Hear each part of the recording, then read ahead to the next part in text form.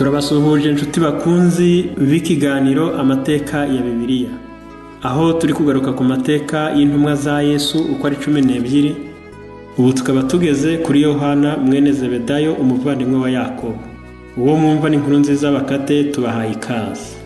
Igihe yahindukaga intumwa, Yohana yari afite imyaka 24 kandi niwe wari muto mu ntumwa zose. Ntabwo yari yubatse kandi yabanaga n'ababyeyi be i Betsaida. Yari umurobyi akorana na mwene se Yakobo muri kampani ya se, afatanyije na Andereya ndetse na Petero. Haba mbere na nyuma yo guhinduka intumwa, Yohana yakundaga gufasha abo mu muryango wa Yesu, inshingano yakomeje gukorana nyuma yo gupfa kwa Yesu. Nyuma gato yo guhamagarwa kw'intumwa, Yesu yahaye Andereya inshingano zo kuyobora itsinda ry'intumwa. Hatoranywa 3 muri bo kuba hafi y'umwigisha wabo mukuru. Abo ni Petero, Yakobo na Yohana. Yohana atandukanwa cyane n'izindi ntumwa no kwitwa umwigisha Yesu yakundaga. Yanezezwaga n'ubucuti yagiragana na Yesu by'umwihariko ku rugero rutagereranywa, ku buryo yari yarabonye ibimenyetso byinshi by'uko Umukiza amwiringira kandi akamukunda. Yari umwe mu bigishwa 3 bagize amahirwe yo kubona ubwiza bwa Kristo ku musozi yahindukiye ishusho irabagirana, kandi yabonye n'umubabaro ukomeye yagiriye mu gashyamba k'i Getsemani. Ni nawe umwami Yesu yashinze kwita kuri nyina ubwo yari mu masaha y'umubabaro ukomeye ku musaraba.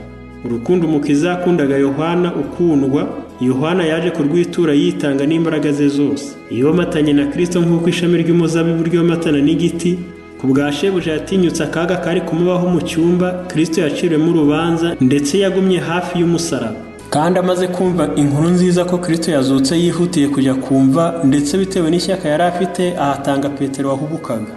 Urukundo rutagajuka no kwitanga tizigamye byagaragariye mu mibereho no mu mico ya Yohana, byigishije itorero rya Gikristo inyigisho zifite agaciro katarondoreka. Yohana ntiyari asanganywe imico yo gukunda, yaje kumugaragaraho mu mibereho ye hanyuma. Mu bisanzwe yari umunyamakosa, ntiyirataga cyangwa ngo yiyemere gusa cyangwa ngo aharanire kugira icyubahiro, ahubwo yarahubukaga kandi akihorera. We n'umuvandimwe we Yakobo bitwaga abana b'inkuba. Kurakazwa n'ubusa, kwifuza kwihorera ndetse n'umwuka wo kugaya abandi, byose byarangaga Yohana. Nyamara munsi ibi byose umwigisha yamukuyemo umutima w'ukuri kandi w'urukundo. Yesu yacyashye ukwikunda kwe, aca intege irari rye kandi agerageza kwizera kwe. Ariko yamuhishuriye ibyo umutima we wifuzaga, ari byo ubwiza bw'ubutungane n'imbaraga ihindura y'urukundo. Inenge zo mu mico ya Yohana zagiye zigaragara cyane ibihe byinshi mu mibanire ye yihariye n'Umukiza. Umunsi umwe Kristo yohereje integuza mu kirori cy'Abasamariya, asaba abaho ko bamutegurira aho we n'intumwa ze bari kuruhukira. Nyamara igihe Umukiza yari hafi kugera muri uwo mujyi, yifuje gukomeza ajya Yerusalemu. Batangajwe kandi baterwa agahinda n'ukuntu Abasamariya bakiranye shebuja ubukonje, ishyari n'agasuzuguro. By'umwihariko Yohana na Yakobo byarabababaje cyane kuba uwo bubahaga cyane yarasuzuguwe ako kageni. Kuri bo byari icyaha gikomeye kitakwirengagizwa ngo habure igihano gihita gitangwa. Bahereye ko bavugana ishyaka bati, "Databuja, urashaka ko dutegeka umuriro ngo uve mu ijuru ubarimbure nk'uko Eliya yabikoze?" Babivuze berekeza ku kurimbuka kw'abasirikare b'Abasamariya n'ingabo zabo zari zoherejwe gufata umuhanuzi Eliya.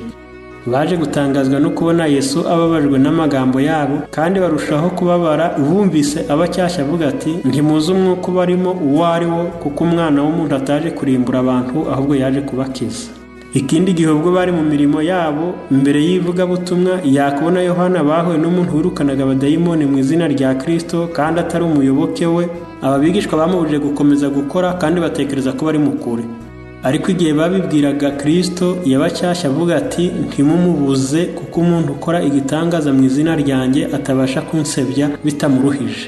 Nta bantu na bamwe biyerekanye mu buryo ubwo ari bwo bwose ko ari inshuti za Kristo bagombaga gusubizwa inyuma.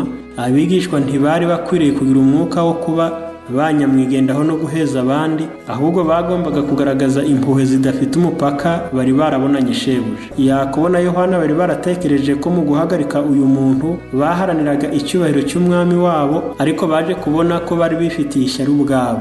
Urukundo rwimbitse kandi rukomeye Yohana yari afitiye shebuja si rwo rwateraga Kristo kumukunda, ahubwo rwari ingaruka y'urwo Kristo yamukundaga. Yohana yifuzaga guhinduka nka Yesu, kandi bitewe n'impamvu ihindura y'urukundo rwa Kristo yahindutse umugwaneza ndetse wiyoroheje, inarijye yahishwe muri Kristo. Muri bagenzi be bose Yohana niwe wenyine wiyeguriye imbaraga y'ubwo bugingo butangaje. Yaravuze ati, ubwo bugingo bwarerekanywe turabubona, kandi ibimwuzuye akaba ari byo twahaweho twese. Ni ubuntu bukurikira ubundi. Yohana yamenyeye Umukiza mu mibereho yamubonanaga. Ibyigisho shebuja yamwigishije byiyanditse mu mutima we.